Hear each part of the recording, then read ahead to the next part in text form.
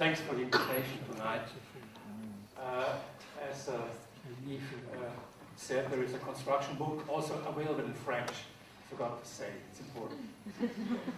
Architecture.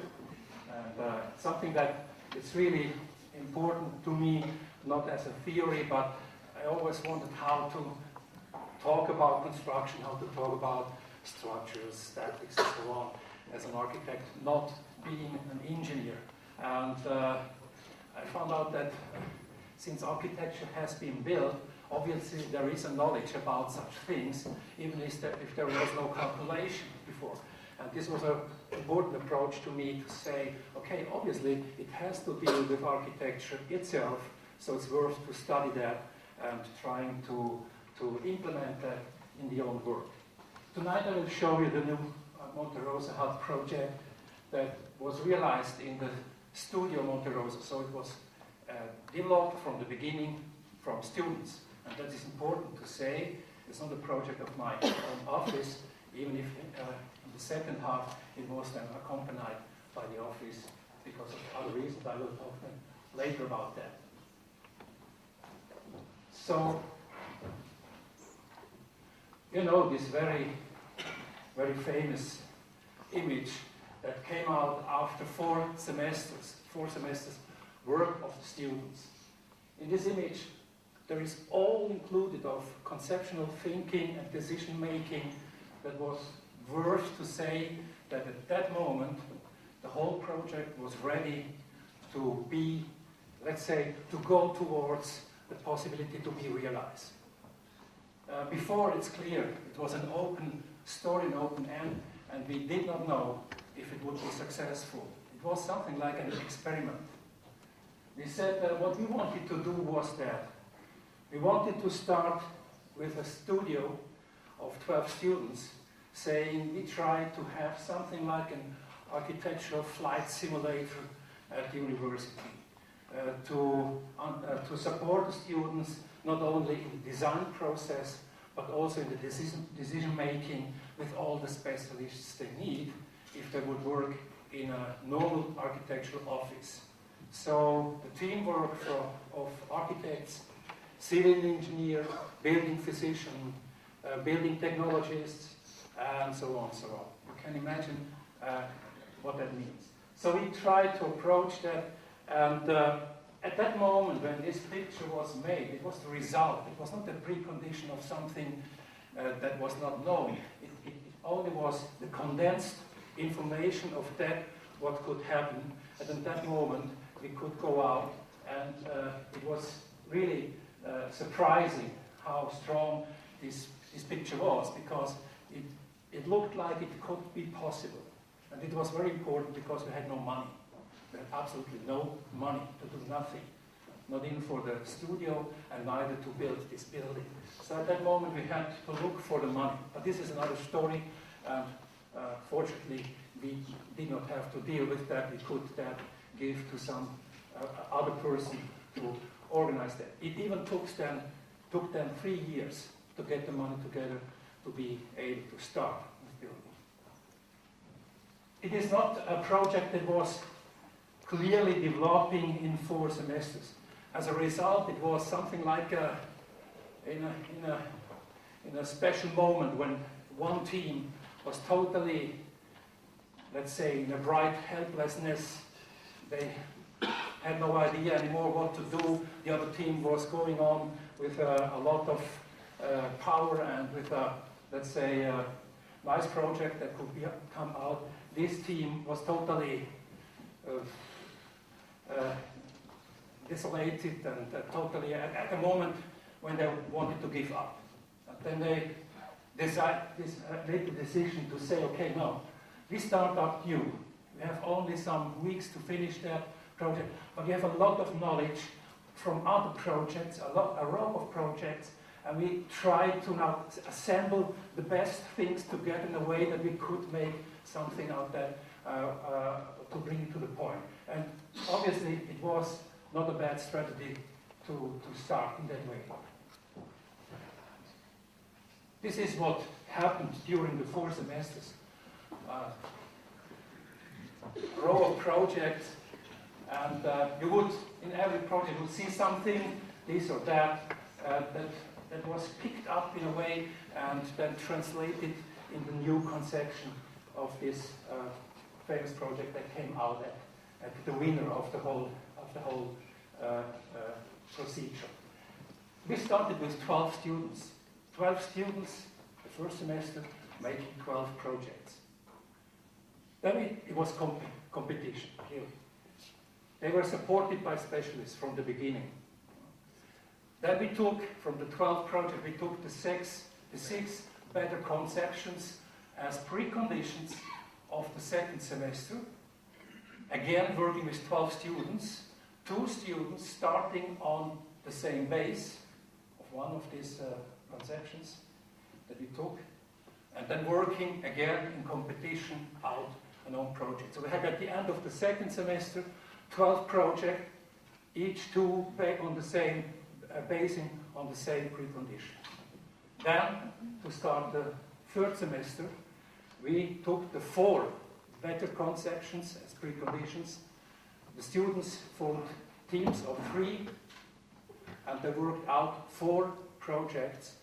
And then, to start in the fourth semester, we took the 2 better conceptions of those 3 solutions, of the 4 solutions, and we worked with teams of 6 students to work out all that what we needed to be able to have a decision at the end. And they were all accompanied by the specialist. So every specialist you need in a normal architecture office was available. We had them in our office. I don't know how we could organize it. We did not pay them. We did not pay them, but somehow we could say, okay, let's come. Come on, it's for the benefit of the students, so do something out of interest of mine. And as I said, it came out, this project, something like a last decision that won. And it's dealing with some very simple things. So what now is not really surprising, but the students found out, okay, if we have to build something, a place where it is really cold, it can be very cold at night, also in the winter, there's a lot of snow, there is no road, there is no connection to civilization, to urban support.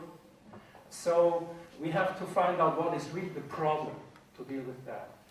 And first thing was, okay, we have to look for a project that is really compact, that has a compact body, that has not that has a minimalized surface in ratio to most possible volumetric content, and it's cleared. So the ideal shape physically would be a sphere, a ball.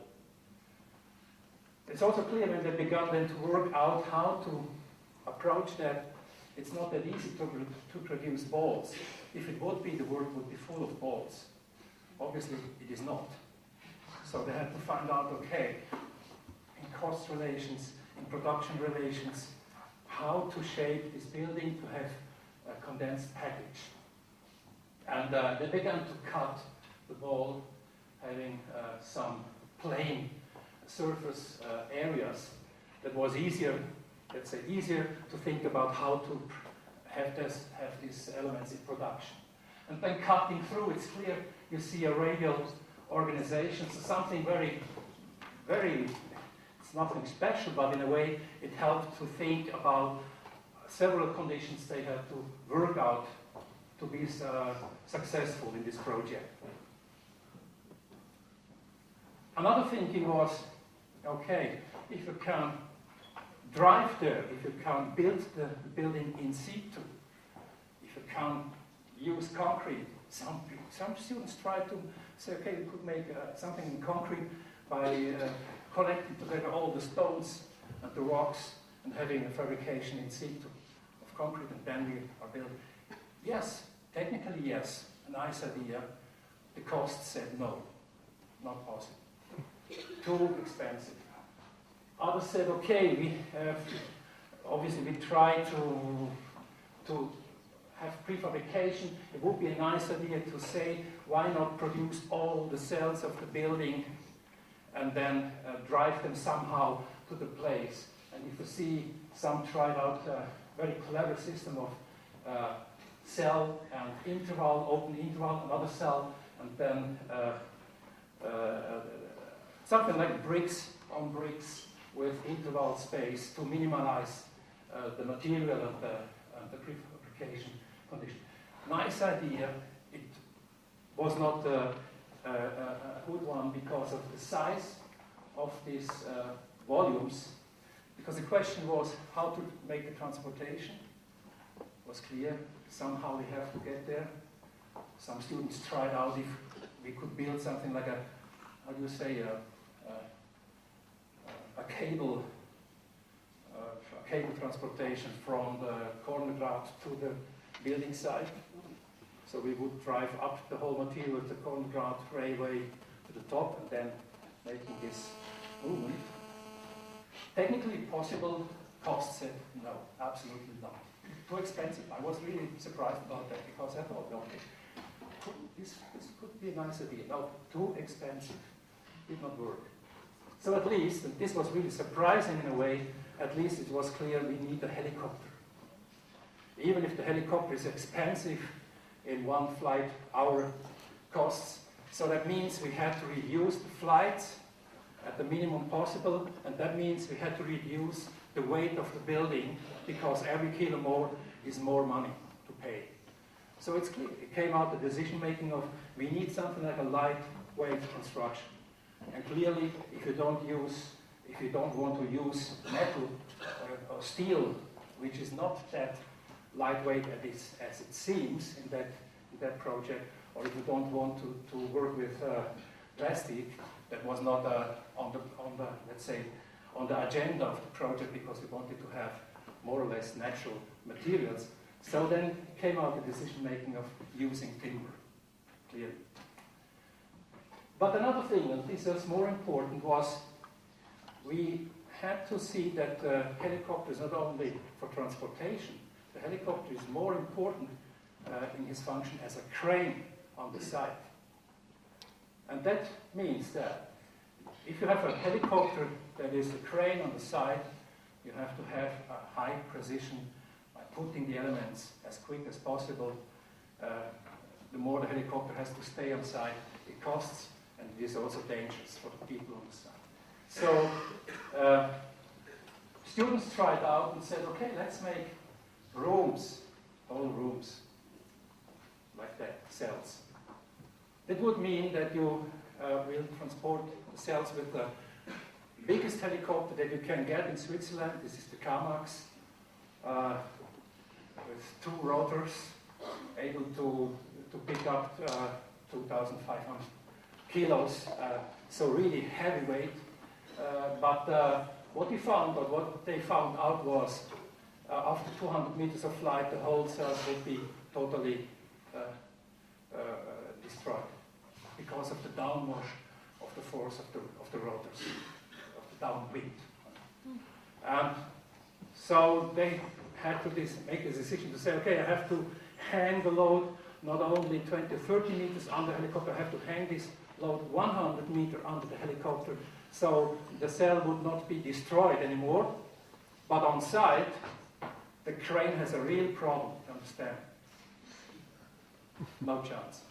Okay, the nice idea washed away. Came out, no, we take the smallest helicopter, making the smallest pieces, hanging them 20 meters under the small helicopter, and having a very nice crane on site, very precise, to put the elements together. So this is only a story to give you a little bit of feeling how the students had to approach this whole process. Thinking about also where does the water come from, how to deal with that, what is happening after eating and drinking, people going to the toilet, sewage, how that, where does the electricity come from, where does the warm water come from, where does warmth come from, everything. So it was really like let's say, a primitive man finding out how to deal with housing and looking also for the right place. So we could choose a new place for the hut, because the old hut was for the workers on site. They had to live there all over the week, so we had to have somewhere where they could live. So the old hut was the place where the workers lived, and the new site was the new site beside the old town. So this was also decision making that came out in that moment. Then clearly the students worked with their own data, digitally driven laptops, programs, with the informations coming in from the sides of the specialists. So they were assembling a lot of information, self-produced and produced by the specialists, collecting that, fitting that in a way that they could proceed. And it's clear, if you have the data, this is what I learned in a maximum way in this process. If you have the data as an architect, you are absolutely the player in the game of the production, because your informations are not available and they are not to be neglected. So you have the chance to be a part also of the production side with the entrepreneur, and this was a really nice fact that we could work out with some really interested entrepreneurs who worked together from, let's say, the second half of the project when they were established in the whole process. So the digital chain helped to proceed for prefabrication and to have the coordination. And what came out, you see this here, was the simplest thing you can imagine. So it's not really that, let's say, astonishing like the exhibition outside with the curved and shaped shelves and folded shelves. It's very banal sandwich construction in between panels and so on, for ceilings as well as for walls. To put together like a card house, the whole construction in wood. What you see is the building, the section. We have 5 stories in timber construction here. We have a foundation on a steel wheel. The whole building the whole timber construction is laid on a steel wheel that does not connect the terrain. We had to have a distance in between because down here is permafrost. We could not build the building directly on the rock. Even if it looked like the best idea, we had to elevate the whole building and putting it on piloting. We have here in the center a concrete foundation against torsion, and we have some anchors. The building had to be fixed into the rock because the wind would, otherwise it would be blown away by strong wind. So the whole construction has 280 tons of weight. This is for the content, for the whole volume, this is not much. That means with strong winds of 200 kilometers, that is possible there, the whole hut would be blown away. So we had to fix it like a tent. You see the underground floor where the entrance to the whole building is, and also the technique. So it's not really an underground, it's slope, open to the valley side. We have the ground floor with the restaurant, the kitchen, and the terrace. This is an absolutely important fact. The connection of restaurant and terrace was one of the killer factors to decide yes or no, because you have to imagine that there are only 2 or 3 people doing the service, inside, kitchen, outside. So some students tried to have the restaurant at the top with a nice terrace. It would be a nice idea to have more height, but that would provoke that you need more personnel for the service.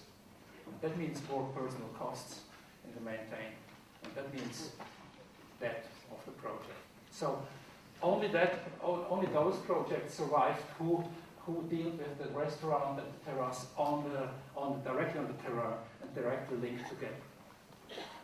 Then 3 floors of bedrooms.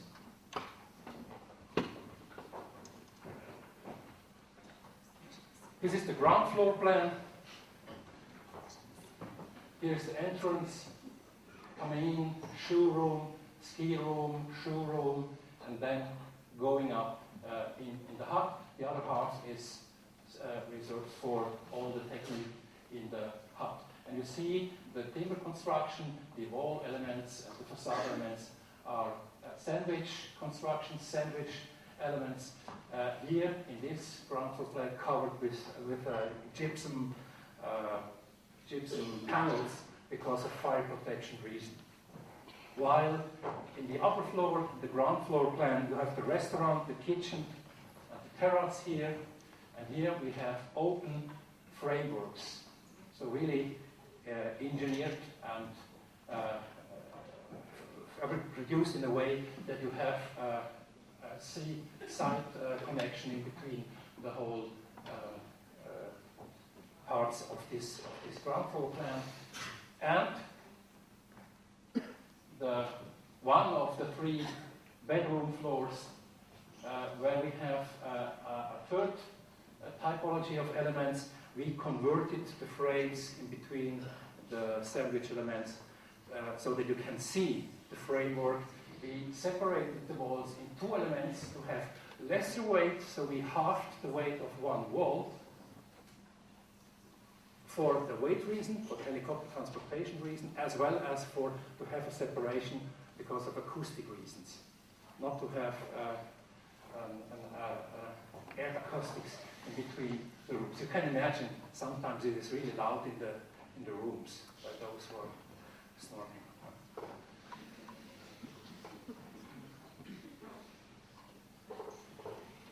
The normal detail of the facade is a thick insulation package. Is the winter case, is the problematic case from, let's say, late spring to autumn. We have an outside climate, except of the night, that is really, really amazing. You can use that inside in a way. So the winter case is the problematic case in this specific project. Not the summer case, not overheating is the problem. But having too cold inside. So we have thick insulation packages here in the facade, normal construction, the sandwich with air space behind the covering of the facade that is covered at least with a aluminium sheet. And the ceilings as well. So really like put together like card house walls, ceilings, walls, ceilings, walls, ceilings. Banal, but very efficient on the other side. The detail of facade and roof is the same, so the building is not divided in facade and roof. It's an all-over conception, also for the density of the joints of the materials. It's very important because the wind will blow a lot of snow in this interval space in between the construction. So we had to look for really closed skin on the entire building. Then another really important element in the whole project was this spiral-shaped staircase tube and the spiral window band. Not only because of having a nice idea, so you see here the window band for the restaurant, the entrance starting, climbing up, not only for the nice panorama you have and you are climbing up, not only for the reason that you can physically connect the floors and having the feeling of seeing through the floors up. It was, for the third reason, absolutely important for energy reasons. So we got in a lot of solar power, passive solar power coming in this staircase. The warm air is climbing up from below up to the top and is naturally flowing into the sleeping rooms where a very simple but efficient air ventilation is sucking the air through the whole rooms down on a heat exchanger and then out. So it is amazing what this element is bringing in the whole amount of energy gain for this project. And this was really also a key moment because it was, you have to imagine that we had to deal also with a client called Swiss Alpine Club. So we had on one side ETH, always pushing, say we want to have innovative ideas, we want to have new things, and we had on the other side Swiss Alpine Club, no, we have to have a lot of insurance and a lot of maintenance and durability. So we had partner state throw us in both extreme directions. We have to look how to deal with that. And someone tried to say, this is totally crazy. So make the staircase in the middle of this ground floor plan. It's more efficient, lesser use of space and square meters, more efficient, more rooms with connection to the facade. So this is the better thing to do. And astonishingly, the students made the calculations very brave. They said, okay, we want to know that now. We want to know if this is really true or not. And they made the calculations, looking for the square meters for the distribution, looking for how much rooms are not connected to the facade, and so on and so on. At least, astonishingly came out, this was the really, with the long distance, the really better solution than the traditional one with the centered staircase. I was astonished.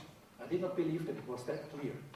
It was that clear that no discussion anymore followed.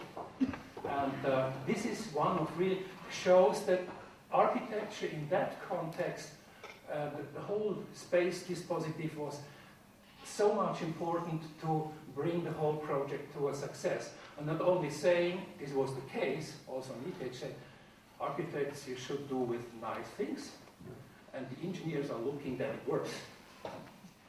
So somehow, this was a long process, I have to say. Even the ETH government at first moment was not really fascinated by the project. We have to push them.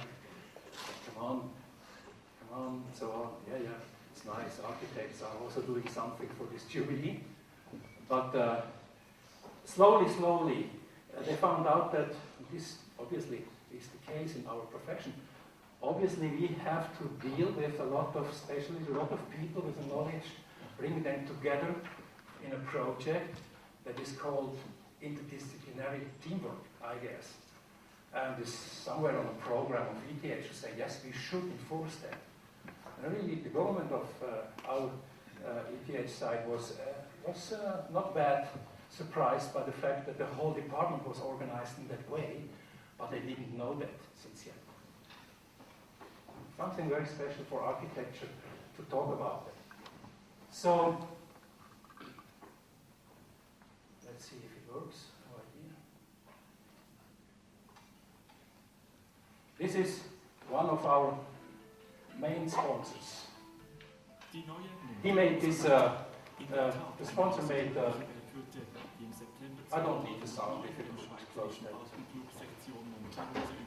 So they produced the whole window band that I talked about that. And it was really a nice collaboration also with the entrepreneurs. We needed them not for the money, that moment. Now it's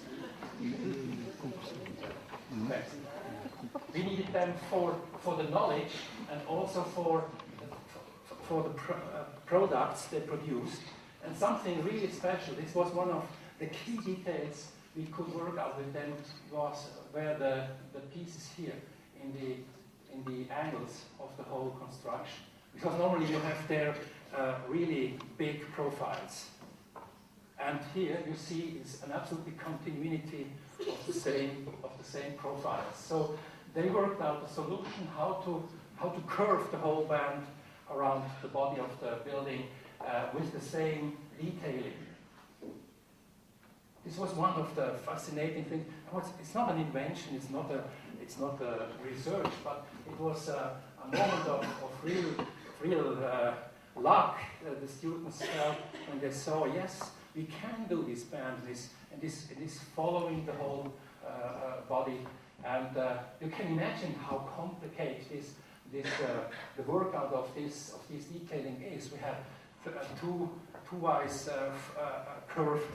curved areas with a lot of different geometries, and to look for the fitness of the whole system in the timberwork, this was really hard work, and one could not prepare that in the fabrication hall and trying out it on the building. One had to come with the whole material and put it together, hoping that all the measurement, all the masses and so on are really fitting. thanks to this digital coordination, I have to say. This was really one of the key experiences that it works. If someone, the architects in the studio, are aware of the importance of that. So you see the normal detail. This is the detail of our power facade. If you see one, here we have the photovoltaic shield and the band crossing this whole shield on the south side. You see the detailing here. It's amazing how thin the whole construction is, even if it has to fulfill the whole insulation values. So the product now was certificated as Minergie P. So you can imagine this is not bad, even if we did not look for the certification first. This was an end effect, not in the beginning. The ground floor, the ground section, plan section, sorry, with the part of the photovoltaic. It's normal facade detail with airspace behind and thick insulation package. Like you see here, the open part of the glass window band with the bare-loaded timber frame construction. Some details in the restaurant, the same band, window band, with the bank along the interior facade, solar sun protection. And another important detail, also from another important sponsor, was detailing of the small windows for the bedrooms. So we decided to have only small windows in the bedrooms to have some light during the day, but normally they are used in the night, so no light is coming in, looking for better insulation value, and having something like also the feeling sleeping in wooden caves somehow. So really introverted world of these rooms. Two-layered beds, and you see here the construction of the separation walls, so two pieces, not only one sandwich, thick insulation, and also a very simple detailing.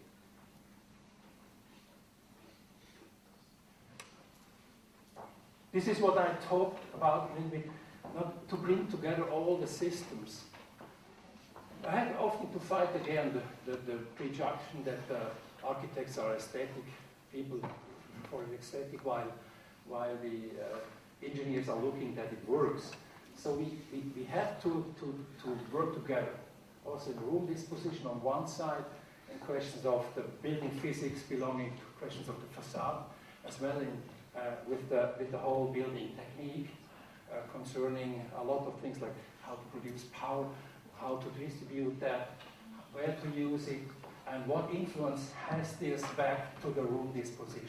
So it was really an engagement in both, with all directions, bringing out, let's say, the best balance of this working together. And it's somehow a picture of that. What I mean in the car industry, this is self-understanding.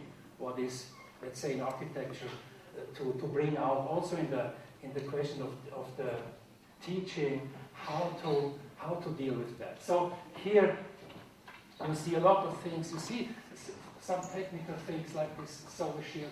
You see the facade. This is very conventional handcraft work, not prefabricated. This is high-tech, this is low-tech, middle-tech, no-tech. So it is an assemblage of a lot of things that is belonging to prefabrication as well as in situ production, always there where it makes more sense to do it this and not that way. By the way, the whole shield is to produce electricity. Here it's 80 square meters. Half of this shield we use for the sewage unit. We have a very small sewage unit under the hut. This is something new. So the problem is, if you have a normal sewage plant for a city, you have a lot of material coming regularly, every day, all over the year. So the whole microorganism population is growing normally. It's feeded every day. What we have here is a problem. We have a seasonal usage, so we have only the hut from spring to autumn opened. People are coming, So naturally feeded, these microorganisms are only living during half a year. The other half of the year they would die because nobody is there. So we had to find out how to nurture them artificially so that they would be fit in spring when people are coming during the savage world. And this is new. New is that it is possible to use such a small unit in a single house. You can imagine what that means if you would implement such a unit in a house, in a normal house, in a city. You can forget the whole canalization network. So it could be a nice interest, nice idea to look where does that make sense, where not. Probably it could help for several decision making. The other half is divided again. One quarter, a little bit more, is dedicated to all devices that are used for, let's say, holding a several daily life standard. Having warm water, electric light, douche, water, warm water, electric power stations for devices, cooking, and so on. So to have, let's say, the strange thing is in this hut you can live like at your home. So it's not really like living outside the civilization, suffering for everything. This is what is probably also irritating, that you have their life standard like in a city. And the last quarter, only the last quarter here, is dedicated to all devices that are needed to survive in this place. So most of the shield belongs to that, what I would say, the civilization standard niveau. It's an interesting thing to understand the dedication of them. And clearly, I did not talk about scales and so on. So, I mean, somehow I can say, what about the whole story? Because it's really a very small, very, very small building. And that leads also to a nice discussion about architecture and landscape, influence of, let's say, should we build there or not? There's a lot of discussion going on. I do not say yes, I do not say no. It's to be debated in a way that we can say, okay, what is the worth of our civilization, or what is the benefit of living in urban civilization? And somehow I had the feeling the students, after this project, had a total other approach to that question. So they understood that, let's say, everything what we are conditioned could be realized because of the benefit of this civilization network. This is what came out as one of the results. So until here,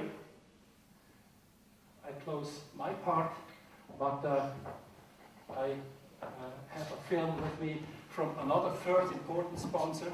So sorry if the beginning and the end of the film is a little bit dedicated to the sponsor, but it shows a little bit of the process, and this is better to be shown in a film than by declaration of pictures and so on. So enjoy, and I thank you for your interest.